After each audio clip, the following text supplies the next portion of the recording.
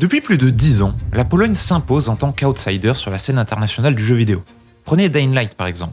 Plus de 20 millions d'exemplaires vendus et une cinquantaine de nominations à son actif. Ou encore The Witcher 3, 50 millions d'exemplaires écoulés, plus de 800 nominations et même 2 séries Netflix. Et ce ne sont pas les seuls jeux à avoir eu du succès. La Pologne est aujourd'hui le premier exportateur européen de jeux vidéo, dépassant même la France. Et le futur, ça s'annonce encore plus prometteur.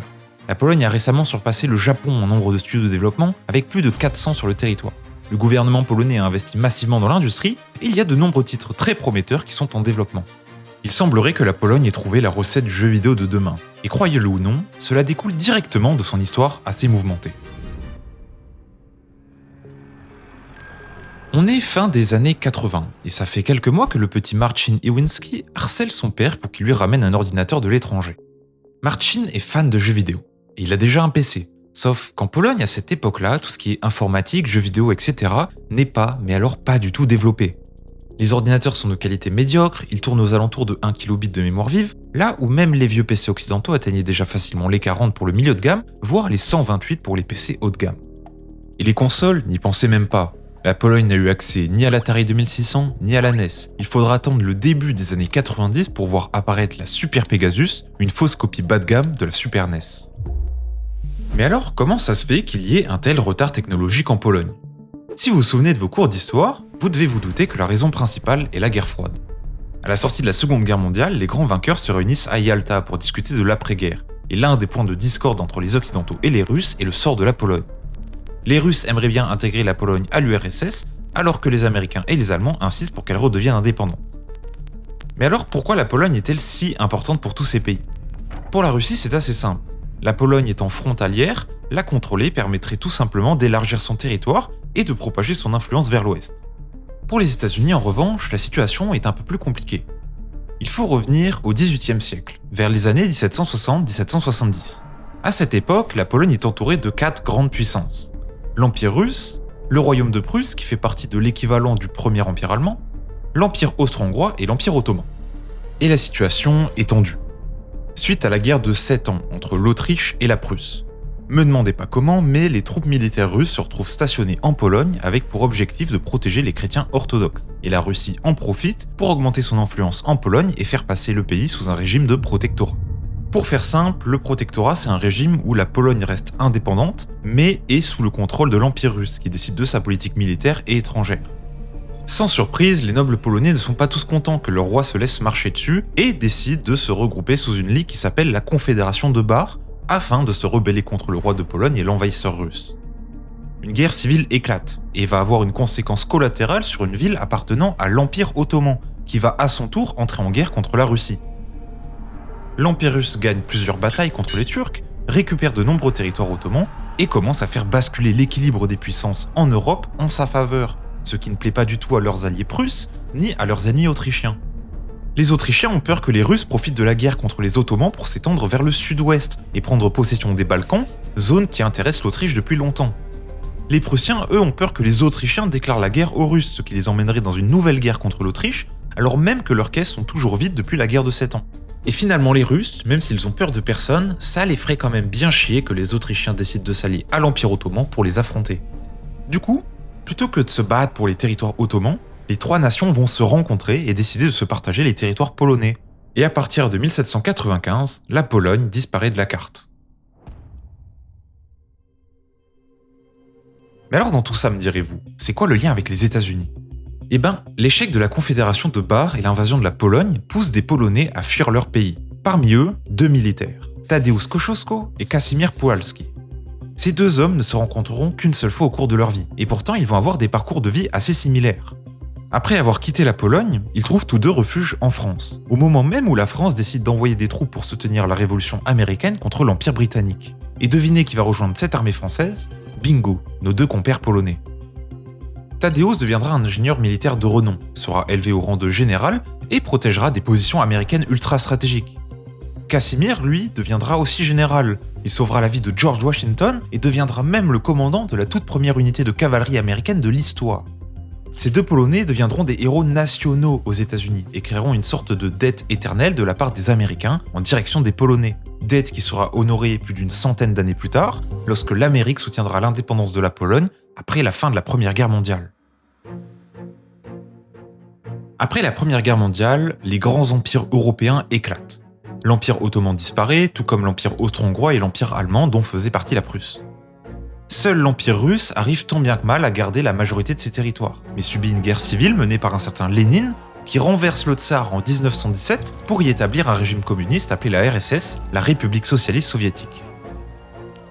Et c'est à ce moment-là que la Pologne prend une toute nouvelle dimension stratégique pour la France et la Grande-Bretagne, car en plus d'être une barrière militaire contre la Russie et une menace pour l'Allemagne, elle devient une zone tampon idéologique. D'un côté le communisme russe, de l'autre le capitalisme occidental. Et oui, le communisme, c'est un peu la nouvelle idéologie à la mode partout en Europe. Avec la révolution industrielle, les ouvriers, fatigués d'être surexploités, commencent à rêver d'une société un peu plus égalitaire, un peu plus horizontale. Et très vite, on voit apparaître des partis communistes dans tous les États européens. En parallèle, il y a une autre idéologie qui prend aussi de l'importance, le nationalisme, surtout en Italie et en Allemagne où la Première Guerre mondiale a laissé un goût très amer. Bien qu'ayant aidé à la victoire de la Triple Entente, l'Italie n'a pas pu récupérer tous les territoires qu'on lui avait promis en échange. Résultat, les militaires revenus de la guerre se sentent humiliés. Ils ont l'impression de s'être battus pour rien, d'avoir été sacrifiés pour d'autres pays. Couplée à la crise économique qui frappe la région, cette déception sera exploitée par Mussolini pour fonder un mouvement politique basé sur les valeurs nationalistes et autoritaires, les faisceaux italiens de combat, ou plus tard, le Parti national fasciste. En Allemagne, la situation est encore pire. Humilié par le traité de Versailles, le pays perd énormément de territoire et accumule des dettes envers ses ennemis. Les Allemands sont en colère et c'est dans ce contexte qu'un certain Adolf Hitler commence à faire parler de lui en prônant le retour d'une Allemagne forte et fière. Sauf que, malgré tout, ces mouvements restent mine de rien assez faibles. Les communistes et les nationalistes prennent de l'ampleur, c'est vrai, mais ça reste compliqué de prendre le pouvoir. C'est toujours les partis les plus raisonnables qui ont l'avantage, les démocrates libéraux ainsi que les démocrates socialistes. Et c'est exactement pour ça que Lénine veut absolument atteindre l'Allemagne. Après avoir pris le pouvoir en Russie, son objectif est de propager le communisme partout en Europe. L'Allemagne, fragile politiquement, est la cible idéale. Avec un peu de soutien, les communistes allemands pourront facilement renverser les démocrates et galvaniser les mouvements des autres pays, créant un effet domino à travers toute l'Europe de l'Ouest. Mais pour parvenir jusqu'à la frontière allemande, il faut passer par la Pologne. Lénine tente donc de l'envahir, mais la Russie, affaiblie par sa guerre civile, n'est plus assez puissante et échoue. Sauf que du coup, en Italie et en Allemagne, c'est la bourgeoisie et le patronat, ayant peur de la montée du socialisme et du communisme, qui vont décider de financer leurs ennemis, les nationalistes. Sans soutien financier, les communistes ne peuvent pas lutter, et c'est donc les nazis et les fascistes qui prennent le pouvoir. Vous comprenez maintenant pourquoi la Pologne était si stratégique pour l'Est comme pour l'Ouest. Elle agissait comme un portail militaire et idéologique que l'on pouvait ouvrir et fermer à sa guise pour contrôler l'Europe. La suite, vous la connaissez. La Pologne étant très convoitée, elle avait conclu une alliance avec la France et le Royaume-Uni pour se protéger. Alliance qui déclenchera la Seconde Guerre mondiale quand l'Allemagne nazie et l'URSS, maintenant dirigée par Staline, envahiront la Pologne pour récupérer les territoires qu'ils avaient perdus lors de la Première Guerre. Au final, l'Allemagne trahira l'URSS qui, en réponse, l'envahira et prendra le contrôle d'une grande partie de l'Europe de l'Est. Ce qui nous amène enfin à la fin de la guerre et à la conférence de Yalta. L'URSS étant le plus gros contributeur à la victoire contre les nazis, les Alliés n'ont pas d'autre choix que de lui laisser les territoires polonais conquis au début de la guerre. En échange, on donne un morceau de l'Allemagne aux Polonais pour compenser la perte de territoire, et les États-Unis font promettre à Staline de laisser la Pologne choisir ses nouveaux dirigeants via des élections démocratiques libres. Ce que Staline acceptera, du moins officiellement. En réalité, vous en doutez, l'URSS jouera de son influence pour truquer les élections et forcer les Polonais à adopter un gouvernement communiste. La Pologne communiste devient donc ennemie des États-Unis et subit de plein fouet les sanctions économiques réservées à ces pays-là. Parmi les secteurs les plus touchés, l'informatique. Les ordinateurs occidentaux deviennent rares et hors de prix, et les jeux vidéo, introuvables. Et c'est justement cette pénurie qui poussera les Polonais à devenir ingénieux. Ils vont apprendre à bidouiller, copier des jeux, importer illégalement du matériel et coder leurs propres outils. Cette débrouillardise deviendra l'atout majeur de la scène polonaise et leur permettra quelques décennies plus tard de rivaliser avec l'Occident. Même si les sanctions économiques sont levées suite à la chute du mur de Berlin et de l'URSS, il faudra une bonne dizaine d'années à la Pologne pour se remettre en jambes et rattraper son retard sur le marché international, au point où la première vraie console à entrer sur le marché polonais est la PS2 à la fin des années 2000. Et encore, on était à mi-chemin puisqu'elle coûtait tout de même la modique somme de 3000 zlotys polonais de l'époque, soit l'équivalent de 1500 € aujourd'hui. C'est pour ça que la Pologne s'est principalement développée sur les jeux PC. De nos jours, les joueurs PC représentent environ 40% des joueurs polonais, contre seulement 26% sur les consoles. Et à l'époque, on était sur du quasi-monopole, avec 95% du marché qui était réservé au PC. En comparaison, de nos jours, la France a un ratio de 17% de joueurs PC pour 60% de joueurs console. Bref, Marcin continue d'harceler son père. Faut dire que son père a une situation assez particulière. Il est réalisateur de documentaires, l'un des rares métiers qui permet de quitter le pays et de voyager à l'étranger. Et puis un jour, lors d'un Noël au tout début des années 90, le père de Marcin lui ramène enfin le cadeau dont il rêvait tant. Un ZX Spectrum, un ordinateur anglais avec 48 kilobits de mémoire. Notre petit Marcin peut enfin jouer aux jeux vidéo. Encore faut-il avoir des jeux vidéo. Et oui, comme je vous l'ai dit, c'était tout autant la galère pour trouver des jeux que pour trouver des PC ou des consoles. Les deux principaux développeurs de jeux vidéo étaient les États-Unis et le Japon. Or, les Japonais et les Américains sont devenus alliés après la Seconde Guerre mondiale, ce qui fait que l'embargo communiste a été aussi appliqué par le pays du soleil levant. Donc, Marcin, comme tous les autres Polonais qui aimaient les jeux vidéo, achetait ses jeux au marché noir. Il faut comprendre que le marché noir n'a pas la connotation négative qu'on pourrait lui porter maintenant, surtout en Pologne. Déjà, en ce qui concerne le jeu vidéo, on peut pas vraiment parler de marché noir, mais plutôt de marché gris. Sous le régime communiste, il n'y avait pas de loi de protection des droits d'auteur, et donc vendre des copies de jeux étrangers n'était plus illégal une fois la frontière polonaise passée. Mais surtout, le marché noir a eu un énorme rôle dans la survie de la population polonaise lors de l'occupation nazie puis communiste. Il faut comprendre que l'Allemagne nazie ne voulait pas juste conquérir la Pologne parce que c'est la guerre. Il voulait coloniser le territoire, virer les Polonais et mettre des Allemands à la place.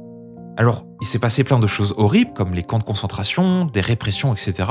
Mais il y avait surtout une réquisition forcée des ressources agricoles qui a mené à une famine. Et le seul moyen qu'avaient les Polonais de survivre, c'était de frauder, de corrompre des officiers nazis ou encore de s'échanger des trucs sous le tapis, le marché noir. Dites-vous qu'à une époque, la Pologne était tellement en crise que le marché noir subvenait aux besoins de 80% de la population. Sous le régime communiste, ce sera moins pire. Mais avec l'embargo, la politique de blocage des prix qui déséquilibre l'offre et la demande, la nationalisation de la production, etc., la Pologne se retrouve en pénurie de beaucoup de ressources, ce qui pousse encore les Polonais à acheter au marché noir. Et même à la sortie du communisme, ça s'est pas arrangé, parce que quand le gouvernement a voulu rattraper son retard en libéralisant les prix et en privatisant les usines, ça a créé une énorme inflation et le marché noir s'est encore une fois imposé comme la solution la moins chère pour survivre. Cet esprit de débrouillardise, de créer des marchés parallèles, de contourner la loi pour survivre, va devenir une vraie fierté nationale, la kombinowania. La kombinowania, ça vient du verbe kombinować, un verbe intraduisible qui signifie en gros le fait de faire des combines, de ruser pour contourner une situation impossible, quitte à tricher ou à frauder. Exactement ce qu'ont fait les Polonais pendant plusieurs dizaines d'années. Ils n'ont pas eu d'autre choix que de prendre en main leur propre survie et ont donc peu à peu développé cette capacité à s'adapter et à se concentrer plutôt sur le comment obtenir quelque chose plutôt que de se demander si c'est effectivement possible. Et avec la libéralisation du pays à la fin de la guerre froide, cette façon de penser va petit à petit évoluer en mentalité d'entrepreneur, un peu à l'américaine. Marcin, par exemple, il se rend compte très vite que l'offre du marché noir est assez limitée et va donc essayer de trouver un moyen d'obtenir de nouveaux jeux. À cette époque, il y a une pratique assez populaire chez les gamers avec peu de moyens, les annonces d'échange. Le principe est assez simple. Quand vous aviez fini de jouer à un jeu, vous pouviez proposer à des inconnus d'échanger votre jeu fini avec l'un des leurs. Vous postiez une annonce avec votre adresse postale dans un magazine spécialisé, et la personne intéressée n'avait qu'à vous envoyer une lettre avec le jeu de son choix pour que vous lui renvoyassiez le vôtre.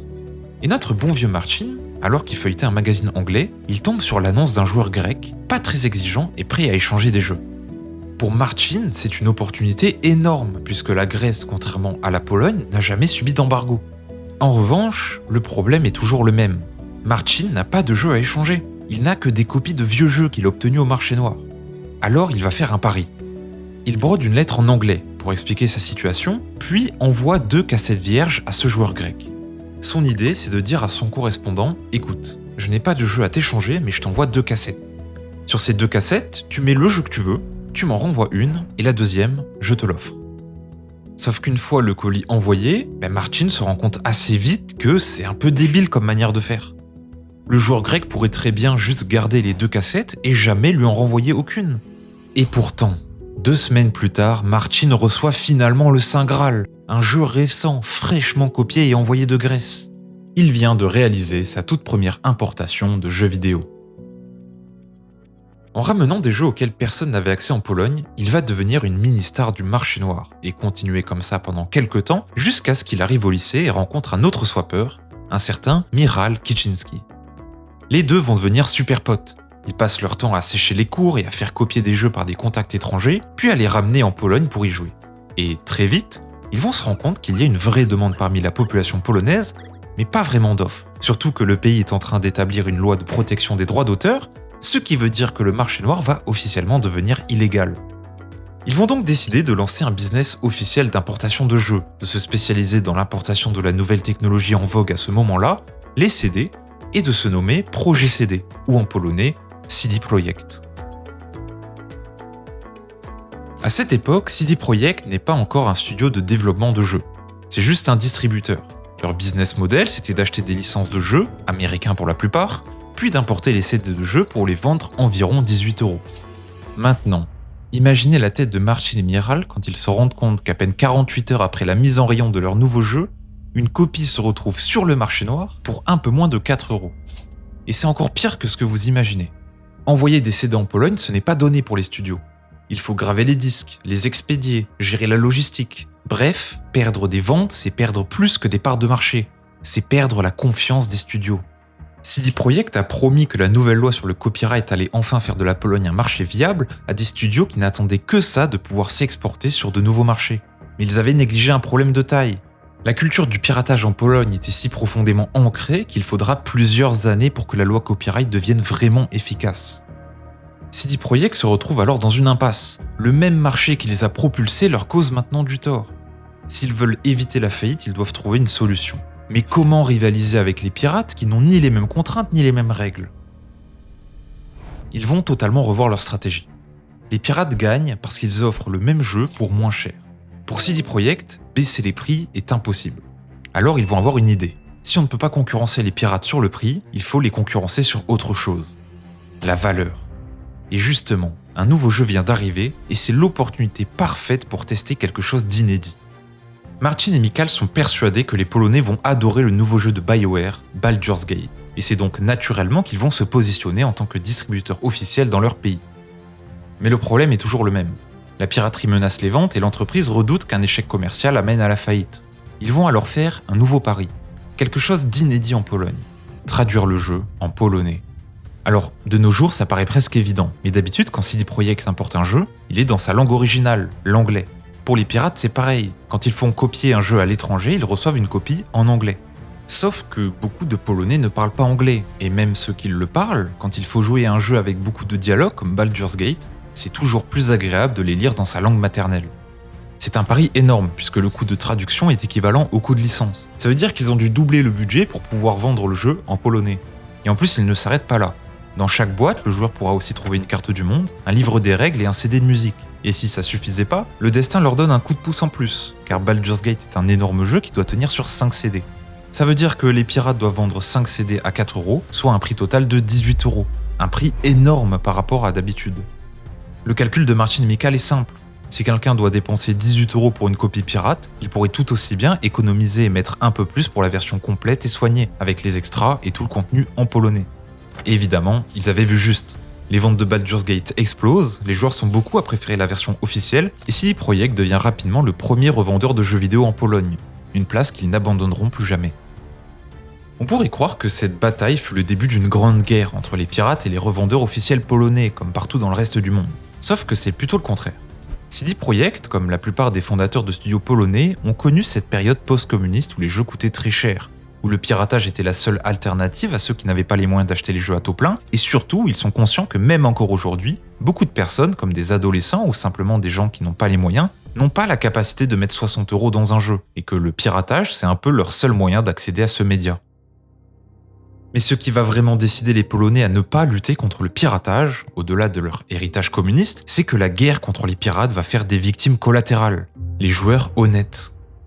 Pour protéger leur jeu, les éditeurs demandent souvent aux studios d'utiliser ce qu'on appelle un DRM, un Digital Right Manager, ou en français, gestionnaire de droits digitaux.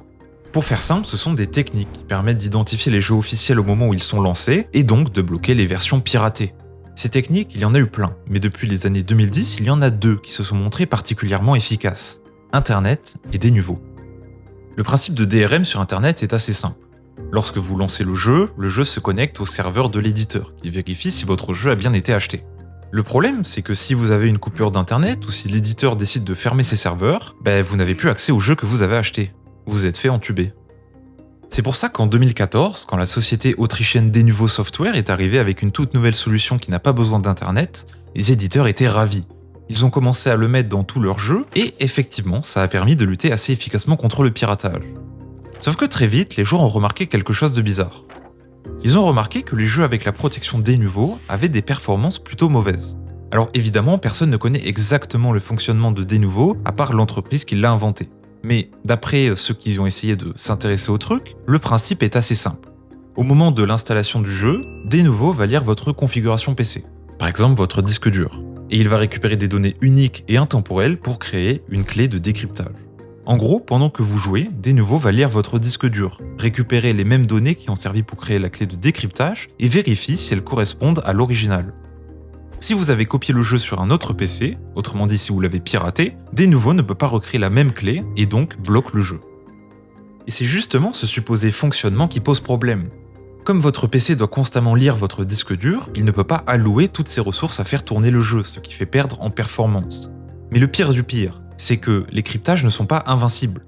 Le but de Denuvo n'est pas d'empêcher le piratage, c'est de le ralentir pendant plusieurs semaines, voire plusieurs mois pour forcer les joueurs à acheter le jeu s'ils veulent y jouer dès sa sortie. Ça veut dire qu'au bout d'un moment, la protection est cassée et le jeu est disponible au piratage sans Denuvo. Les joueurs pirates ont donc alors accès à une version sans aucun problème de performance, comparé à ceux qui ont payé. Je répète, vous aviez de meilleures performances sur une version pirate que sur une version officielle. Sauf que ça, ce n'est pas du tout la vision du jeu vidéo des développeurs polonais. Pour eux, on devrait plutôt prendre soin du joueur, faire des jeux de bonne qualité, l'écouter, lui donner du contenu unique pour l'encourager à soutenir le studio et acheter le jeu, plutôt que de faire appel à la justice ou à on ne sait quelle technique de protection qui gâche l'expérience des joueurs honnêtes. C'est pour ça que CD Projekt, avec son studio CD Projekt Red, n'ont jamais utilisé de DRM par exemple. Tous leurs jeux, que ce soit les The Witcher ou Cyberpunk, sont très facilement trouvables gratuitement sur internet, et si vous avez de la chance, vous pourriez même tomber sur un message des développeurs eux-mêmes, directement sur un forum pirate, qui vous demande d'acheter le jeu s'il vous a plu. Et ils vont aller encore plus loin, puisqu'après la sortie du premier The Witcher, et avec la démocratisation des jeux dématérialisés, CD Projekt va lancer sa propre plateforme de distribution en ligne, Good Old Game, ou communément appelée GOG.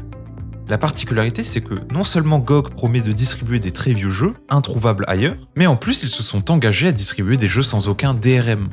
Concrètement, ça veut dire que si vous installez un jeu via GOG.com, tant que vous ne le désinstallez pas, vous pourrez y jouer à vie. Cette mesure anti-piratage va devenir assez populaire en Pologne et va par la suite être utilisée par de nombreux développeurs, notamment indépendants. Par exemple, un développeur appelé Sauce a un jour découvert que son jeu avait été posté illégalement sur le forum pirate The Pirate Bay. Plutôt que de tout faire pour le retirer, il a remercié les personnes qui se sont intéressées à son jeu et a même offert des clés officielles gratuitement dans les commentaires. Impressionné, les admins du site pirate lui ont proposé de faire la pub de son jeu sur la première page pendant un week-end. Non seulement ça lui a rapporté un total d'environ 7800 $, ce qui est plutôt pas mal pour un week-end pour un petit jeu comme ça, mais en plus son histoire a fait le tour des journaux de jeux vidéo, lui octroyant encore plus de pubs gratuites. Mais la mesure contre pirates que je trouve la plus intéressante, c'est celle qui a rendu célèbre un autre studio polonais, Techland. À la base, Techland, c'est un distributeur qui va commencer son activité en 92, donc à peu près au même moment que CD Projekt, mais qui va fonder son propre studio de développement beaucoup plus tôt, puisqu'il le fonde en 95, alors que CD Projekt Red sera fondé en 2001. Autre différence entre les deux entreprises polonaises, le succès. CD Projekt est un énorme distributeur, donc quand ils lancent leur premier jeu, The Witcher, ils ont pu investir énormément d'argent qui vient du côté distribution. Et le succès de la saga va tellement leur rapporter qu'ils vont pouvoir mettre encore plus de budget lors des suivants et rapidement devenir le plus gros studio de Pologne. Techland, à côté, c'était pas un aussi gros distributeur, et donc pas un aussi gros studio. Et même s'ils ont commencé avant CD Projekt, ils vont percer après eux, en 2011 avec Dead Island. Mais là où The Witcher s'est fait connaître parce que c'était un jeu de très bonne qualité pour son époque, surtout venant d'un petit studio polonais, Dead Island, c'est pas le jeu qui va se faire connaître, c'est sa bande-annonce. En fait, au lancement de la bande-annonce, elle était tellement originale et réussie qu'elle va buzzer et donner énormément de visibilité au studio. Pour vous donner un ordre d'idée, Deep Silver, l'éditeur du jeu, s'attendait à faire au mieux 100 000 vues en une semaine. Ils en ont fait 1 million.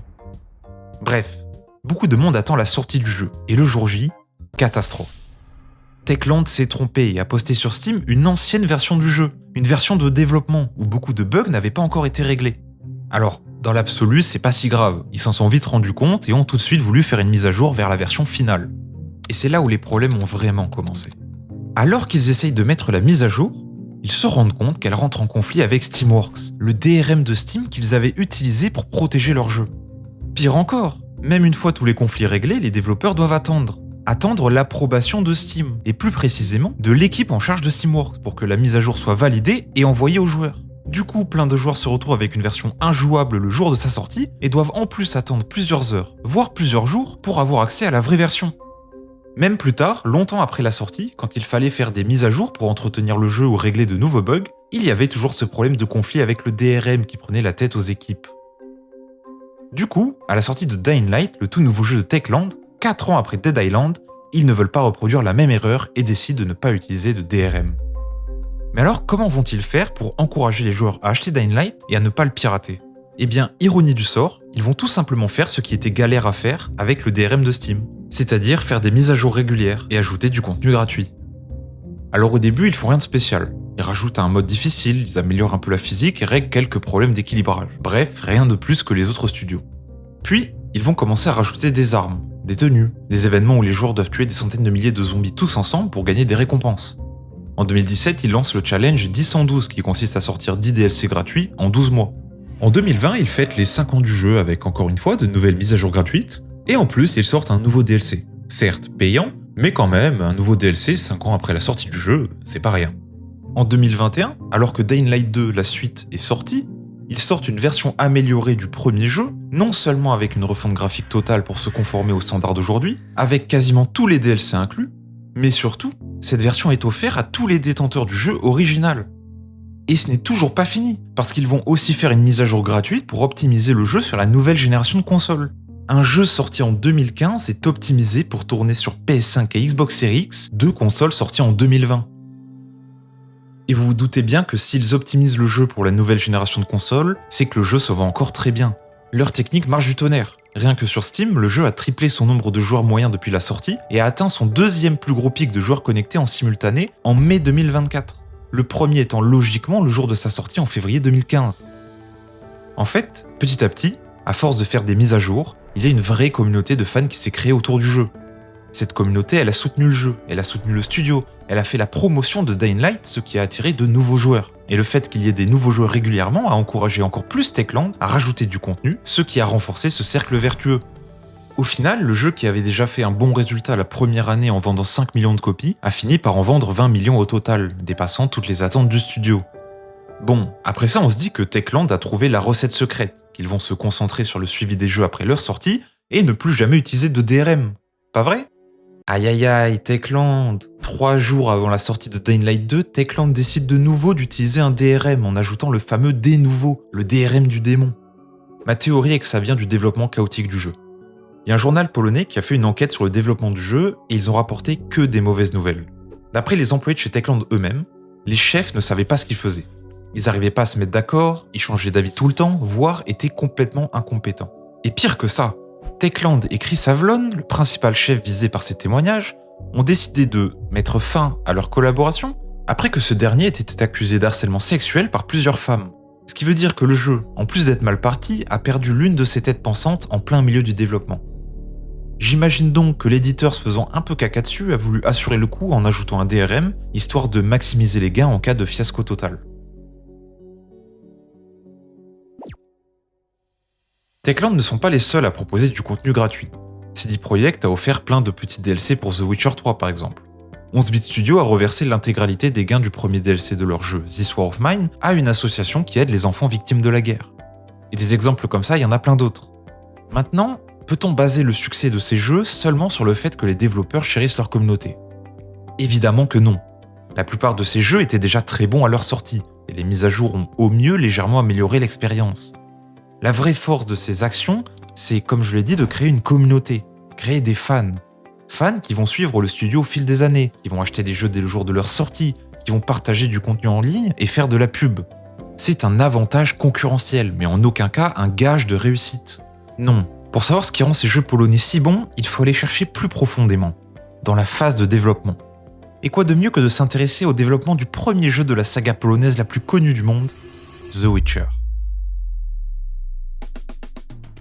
Au tout début des années 2000, CD Projekt est une grosse entreprise de distribution de jeux en Pologne et dans les alentours. Et à l'occasion de l'E3, ils sont invités par Interplay, l'éditeur de Baldur's Gate, à visiter leurs locaux d'Irvine en Californie où ils ont développé leur nouveau jeu Baldur's Gate Dark Alliance.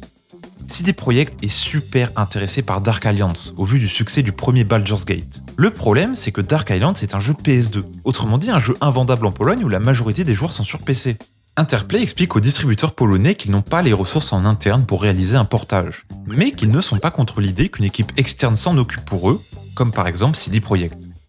Et c'est comme ça que CD Projekt fait son premier pas dans le développement du jeu vidéo. Il recrute une petite équipe, puis commence à bosser sur une version PC de Baldur's Gate Dark Alliance pour le compte d'Interplay.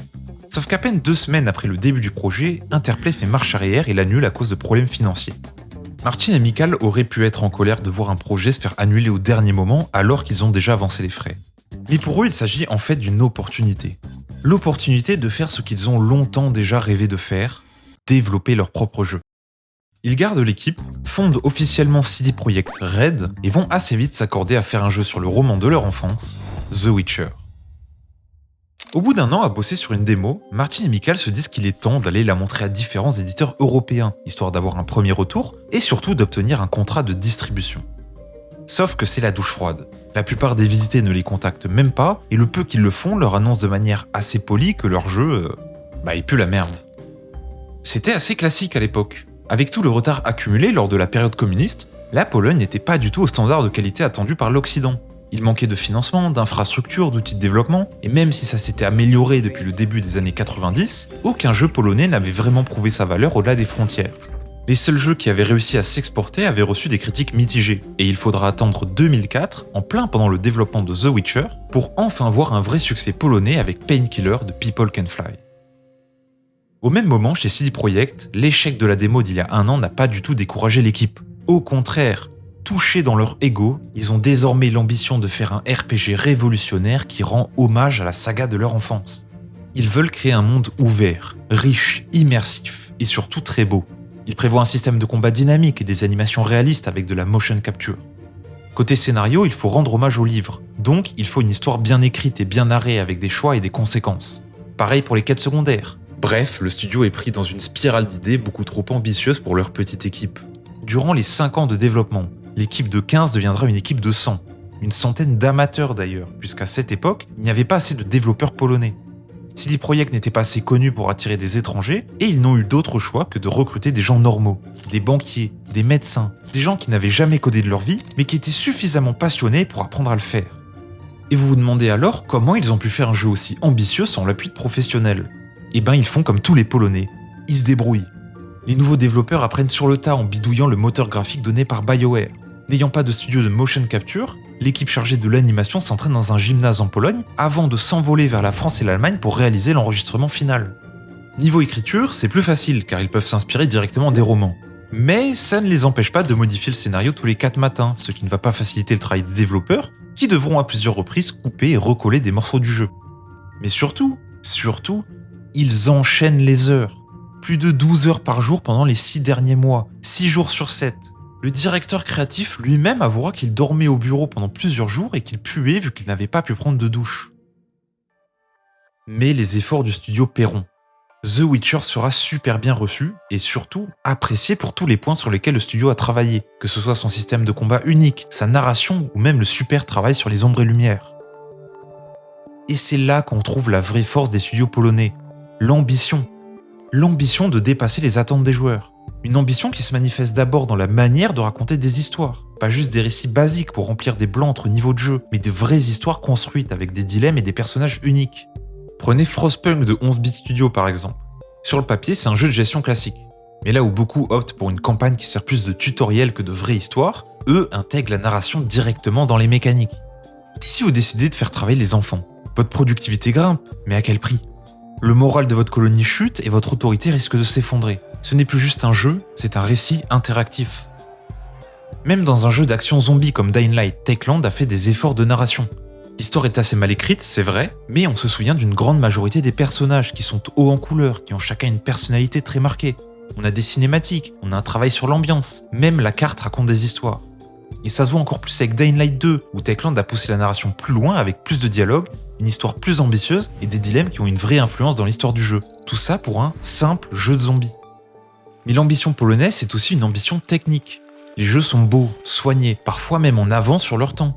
Et ce ne sont pas seulement The Witcher, Dying Light ou Frostpunk que je cite souvent, à raison.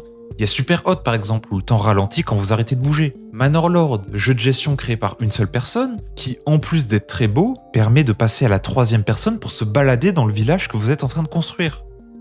Et cette technicité polonaise, elle ne vient pas de nulle part. Le pays a bien changé depuis le premier The Witcher. Après la chute du communisme, la Pologne a fait un virage à 180 degrés et adopté une politique très libérale dans le but de rattraper son retard sur l'Occident. Ça a plutôt bien fonctionné puisqu'elle a pu attirer de nombreux investisseurs, notamment dans le secteur en vogue au début du XXIe siècle, l'informatique. Les Polonais mettant une importance capitale sur les mathématiques durant leurs études, le pays a commencé à produire parmi les meilleurs développeurs d'Europe, voire du monde. Et forcément, avec l'explosion du jeu vidéo, beaucoup de ces excellents développeurs se sont retrouvés à bosser dans des studios de développement. Grâce à ça, la scène polonaise a pu développer ses propres outils, ce qui leur a permis de maîtriser de A à Z ce qu'ils produisent, et surtout de se concentrer sur ce qu'ils voulaient accomplir. Ils adaptent leurs outils à leurs idées, et non leurs idées aux outils inventés par les Occidentaux. Si en plus vous rajoutez le fait que les salaires polonais sont beaucoup plus bas que leurs équivalents américains, les studios peuvent accomplir plus pour moins cher, et donc réinvestir massivement dans des suites pour continuer à repousser les limites techniques. Ce qu'on a pu voir notamment avec Cyberpunk 2077, qui malgré son départ un peu bancal, est finalement l'un des jeux les plus beaux qu'on ait jamais vus. Mais la vraie force des Polonais, c'est surtout leur capacité à innover et à prendre des risques. Là où beaucoup de studios se contentent de recycler les mêmes idées, eux n'ont pas peur de tout changer. Entre Dead Island et Dying Light, Techland a repensé entièrement le gameplay. Entre Dying Light et sa suite, ils ont entièrement retravaillé leur approche de la narration et du côté RPG. CD Projekt sont passés de faire un jeu à la troisième personne dans un univers médiéval fantastique à un FPS dans un univers futuriste dystopique. Après This War of Mine, qui vous met dans la peau de quelques civils survivant à une guerre moderne, 11-Bit Studio a développé Frostpunk où vous gérez une colonie entière dans une ère glaciaire, et bientôt ils vont sortir The Alter où vous vous occuperez d'un homme et ses clones au fin fond de l'espace. Le tout en bossant à chaque fois la narration, la qualité graphique et le gameplay. À côté, jouer à un Assassin's Creed qui a réinventé sa formule une fois sur 19 quand le jeu était au bord de l'agonie, ou à des jeux de gestion qui, à chaque itération, c'est une copie du précédent mais sans les DLC, ça fout un peu les boules. Alors, évidemment, je suis un peu de mauvaise langue. Mais le fait est que les Polonais n'ont pas peur de se réinventer. Ils ont un peu cette mentalité d'outsider, de studio indépendant, mais avec un budget de studio AAA. Des jeux ambitieux, des développeurs talentueux et pas chers, et des équipes prêtes à tout donner, c'est presque trop beau pour être vrai, non ? Bien sûr, l'industrie polonaise n'échappe pas aux problèmes dont souffrent les studios du monde entier. Être ambitieux est excellent pour les joueurs, mais peut vite tourner au cauchemar pour les développeurs qui doivent tenir des délais intenables. La plupart de ces gros studios polonais ont été accusés de crunch, c'est-à-dire forcer les développeurs à enchaîner des heures supplémentaires, même le week-end, pour boucler des jeux avant leur sortie. Ce qui n'est parfois même pas suffisant. On va évidemment penser à Cyberpunk 2077. Voulant sortir le jeu sur PC, console nouvelle génération et ancienne génération, les développeurs ont été submergés. Résultat, les versions PS4 et Xbox One étaient si mal optimisées qu'elles étaient quasiment injouables pour beaucoup de joueurs. Beaucoup de promesses n'ont pas été tenues à la sortie du jeu, et les fameuses mises à jour bonus censées récompenser le joueur ont finalement servi à terminer un jeu sorti beaucoup trop tôt. Et ce n'est pas la première fois que ça arrive d'ailleurs. The Witcher 3 avait déjà été vivement critiqué en 2015 à sa sortie à cause des nombreux bugs présents dans le jeu. Dites-vous que même après des années de correctifs, des joueurs souffrent encore de bugs dans leur partie en 2024. Au moins, on ne peut pas leur reprocher de ne pas avoir été fidèles à leur credo, vu qu'ils ont proposé de rembourser, sans condition, l'intégralité des joueurs de Cyberpunk qui le souhaitaient, et ce même s'ils se mettaient à dos un géant comme Sony. Bon, si c'était que des jeux sortis trop tôt car trop ambitieux, ce serait pas si grave. Mais le problème est beaucoup plus profond. Dans un post Reddit publié en 2023, un développeur polonais témoigne de son expérience dans les coulisses de l'industrie du jeu vidéo en Pologne. D'après lui, malgré des succès commerciaux majeurs comme The Witcher, Cyberpunk ou Dying Light, la majorité des développeurs polonais restent sous-payés, vivant à peine de leur travail. Tandis que les PDG s'octroient des primes de plusieurs centaines de milliers d'euros, les employés, en particulier les artistes, les testeurs qualité ou les game designers, ne reçoivent qu'une infime part des bénéfices générés par les jeux. Et ça s'arrête pas là. Les éditeurs accentuent cette précarité en imposant des pressions énormes aux studios. Avec des budgets dérisoires pour des projets souvent irréalistes, ils n'hésitent pas à annuler un jeu en plein développement si celui-ci n'atteint pas suffisamment de wishlist sur Steam et exploitent les équipes tout en minimisant leur investissement dans le marketing pour limiter l'argent qu'ils dépensent. En gros, certains éditeurs maximisent leurs gains et minimisent leurs risques, au profit des studios qui, inversement, risquent beaucoup pour peu de récompenses. Et même au sein des studios eux-mêmes, la situation est pas mieux.